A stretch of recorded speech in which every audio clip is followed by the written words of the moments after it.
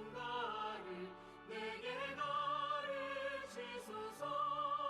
구속하신 그 사랑을 항상 찬송합니다. 주의 크신 도움마다 이때까지 왔으니 이와 같이 천국에도 이르기를 바라네. 하나님의 품을 떠나 죄에 빠진 우리를 예수 구원하시려고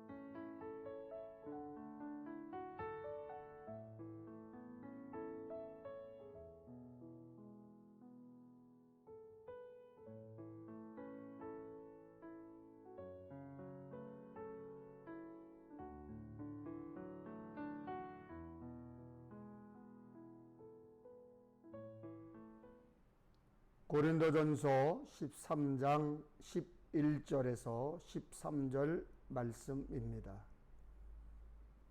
내가 어렸을 때에는 말하는 것이 어린아이와 같고 깨닫는 것이 어린아이와 같고 생각하는 것이 어린아이와 같다가 장성한 사람이 되어서는 어린아이의 일을 버렸노라. 우리가 지금은 거울로 보는 것 같이 희미하나 그때에는 얼굴과 얼굴을 대하여 볼 것이요 지금은 내가 부분적으로 아나 그때에는 주께서 나를 아신 것 같이 내가 온전히 알리라. 그런즉 믿음, 소망, 사랑 이 세 가지는 항상 있을 것인데 그 중에 제일은 사랑이라. 할렐루야. 주님의 은혜와 평강이 가정에서 함께 예배하는 모든 성도들과 함께 하시기를 주님의 이름으로 축복합니다. 코로나19가 재확산되면서 진퇴양난, 사면초가가 되었습니다. 동서남북 사방이 적군에 둘러싸여 있어 앞으로도 뒤로도 갈 수 없는 상태입니다. 살다 보면 우리도 지금처럼 길이 사방으로 막힐 때가 있습니다. 사랑하는 여러분, 코로나19로 당황스럽겠지만 이럴 때 여기에 하나님의 뜻이 어디 있는가 함께 고민하고 기도하는 시간이 되면 좋겠습니다. 부탁을 드립니다. 교회에서 예배를 드리는 모습처럼 경건하게 정해진 자리에서 가족들과 함께 예배 드리시기를 간절히 바랍니다. 오늘 본문 11절에 내가 어렸을 때에는 말하는 것이 어린아이와 같고 깨닫는 것이 어린아이와 같고 생각하는 것이 어린아이와 같다 했습니다. 말하는 것, 깨닫는 것, 생각하는 것이 어린아이 같으면 내 감정, 내 상황, 내 형편에만 집중하면 쉽게 낙심하고 좌절하게 됩니다. 믿음의 눈으로 보지 않는 영적으로 미성숙한 사람은 세상 기준과 판단에 지배를 받습니다. 그래서 주위 사람들에게 서운한 것이 많습니다. 이 사람 왜 이렇게 말하지? 저 사람 왜 저렇게 행동할까? 그러다가 하나님께도 왜 도와주시지 않으시지? 왜 응답하지 않으시지? 하게 됩니다. 바울은 사면초가였습니다. 특히 바울의 사도권 시비는 견디기 어려울 정도로 심각했습니다. 그런데 예수님은 바울에 대하여 사도행전 9장 10절에 이 사람은 내 이름을 이방인과 임금들과 이스라엘 자손들에게 전하기 위하여 택한 나의 그릇이라 하시면서 사도권을 인정해 주셨습니다. 그럼에도 불구하고 사방에서 공격해 오니 바울이 얼마나 힘들었겠습니까? 그것만이 아니었습니다. 고린도후서 11장 23절에서 24절까지 보면 바울은 복음을 전하다가 많은 고통을 받았습니다. 그런데도 낙심하지 않고 끝까지 견딜 수 있었던 것은 무엇일까요? 고린도전서 15장 9절 10절에 보면 자신이 받은 복이 하나님의 은혜라고 바울은 고백하고 있습니다. 자격이나 조건을 갖춰서가 아니라 그저 하나님의 은혜라는 것입니다. 그래서 어떤 일에도 낙심하지 않을 수 있었던 것입니다. 여러분, 낙심할 이유가 있으신가요? 힘들고 괴로워 눈물 흘리시나요? 하나님의 은혜를 기억해야 합니다. 주님께 받은 복을 세워 보시기를 바랍니다.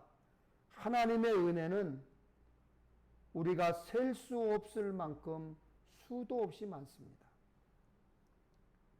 구원받아 천국 소망 가지고 사는 우리가 낙심하지 않으려면 우리는 내가 가진 능력으로 일하는 것이 아님을 알아야 합니다. 자기 힘만으로 주님의 일을 하려는 사람은 수시로 낙심할 수밖에 없습니다. 틈만 나면 계산하고 비교하면 낙심하게 됩니다. 그러나 모든 것에 감사하며 오직 은혜로만 사는 사람은 낙심할 것이 없습니다. 감사할 뿐입니다. 그리고 낙심하지 않으려면 다른 사람의 평가에 연연해하지 말아야 합니다.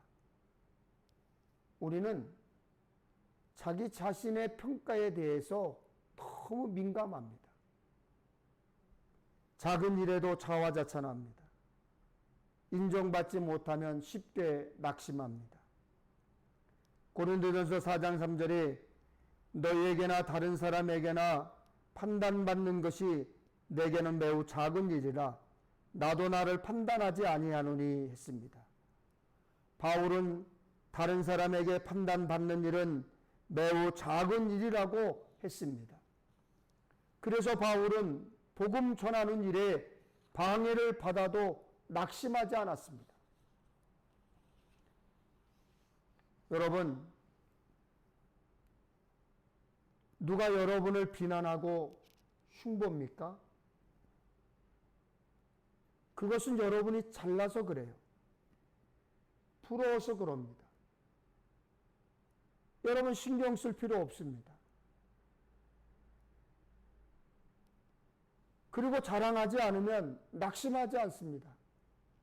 자랑이 많으면 낙심할 일이 많습니다.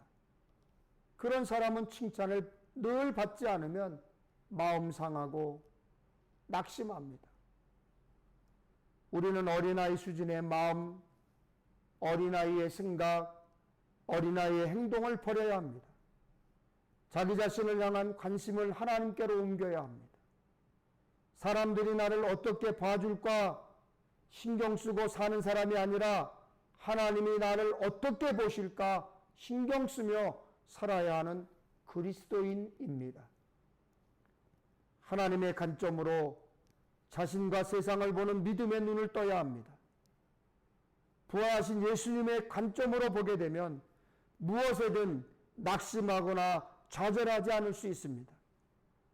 세상의 눈으로 보면 망한 것 같습니다.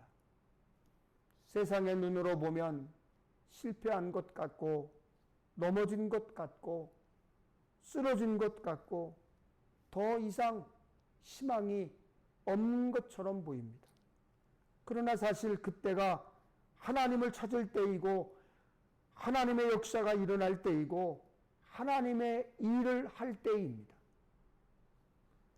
우리가 끝이라고 하는 그때가 하나님의 시작점입니다. 내가 끝이라고 해서 끝이 아닙니다. 하나님이 끝이라고 선언하지 않으셨으면 끝이 아닙니다. 그때가 하나님이 일하시는 시작점입니다. 또한 사랑 없음도 버려야 할 일입니다. 고린도전서 13장에 사랑이 없으면 아무 소용없음이 강조되어 있습니다. 당시 고린도는 지중해 연안의 교통, 무역의 중심지였습니다. 돈과 물자가 모였습니다. 사람도 많이 오고 갔습니다. 여러 지역과 여러 나라 사람들이 모이다 보니 각종 문화도 혼합되었습니다. 그러다 보니 우상 숭배가 만연했습니다. 사람이 모이고 돈이 모이다 보니 동네가 도덕적으로 타락했습니다. 교회에도 여러 문제가 생겼습니다. 고린도 교회도 은사가 충만했음에도 시기와 질투와 분쟁과 분열로 혼란스러웠습니다. 그런 고린도 교회의 소식을 듣고 내린 처방이 이것입니다. 고린도전서 1장 18절에 십자가의 도가 멸망하는 자들에게는 미련한 것이요 구원을 받는 우리에게는 하나님의 능력이라. 십자가의 도. 예수님이 십자가에서 보여주신 사랑과 희생, 섬김의 마음을 모은다면 교회 문제는 해결될 수 있습니다. 그때 고린도 교회가 갖고 있던 수많은 문제의 원인은 사랑 결핍이었습니다. 그래서 내린 결론이 고린도전서 13장 13절에 믿음, 소망, 사랑, 이 세 가지는 항상 있을 것인데 그 중에 제일은 사랑이라 했습니다. 우리 삶의 문제는 대부분 사랑이 없어서 생깁니다. 가정에서, 일터에서, 교회에서 일어나는 문제들 모두 사랑이 없어서 생기는 것입니다. 사랑이 없는 것, 사랑하지 못하는 것, 사랑받지 못하는 것, 그것이 문제예요. 그것 때문에 다투고 그것 때문에 낙심하는 것입니다. 코로나로 인해 점점 각박한 세상이 되어져 가고 참 사랑의 모습을 찾기 어려워졌습니다. 이때 예수님이 우리에게 주신 말씀입니다. 요한복음 13장 34절에 새 계명을 너희에게 주노니 서로 사랑하라. 내가 너희를 사랑한 것 같이 너희도 서로 사랑하라. 예수님이 보여주신 사랑을 우리도 실천하며 살아야 합니다. 우리가 서로 사랑하고 사랑을 드러내면서 살면 사람들은 우리가 예수님의 사람, 예수님의 제자임을 알아보게 되어 있습니다. 여러분, 모두 서로 사랑하며 살아야 합니다. 우리는 사랑하며 살아도 짧은 인생입니다. 얼마나 더 살겠다고 미워하고 살겠습니까? 천국 가고 지옥 가는 문제가 아니면 싸울 일이 뭐가 있겠습니까? 이해하고 용서하고 덮어주면 여러분 안 되겠습니까? 안 보고 살아서 얼마나 유익되고 복이 되었습니까? 그런데 왜 안 보고 삽니까? 우리 이제 그만 미워하고 웃으며 하나 되고 서로 용서하고 덮어주고 격려하면 낙심할 일도 없어질 텐데 여러분 사랑하며 살고 싶지 않습니까? 여러분은 어떤 모습을 버리시겠습니까? 버릴 것, 어린아이 같은 모습은 버리고 바꿀 것은 바꿔서 서로 귀히 여기고 사랑하며 살아서 하나님과 사람 앞에 부끄러움이 없는 하나님께서 잘했다 착하고 충성된 종이구나 칭찬하는 자리의 주인공이 되시기를 간절히 축원합니다.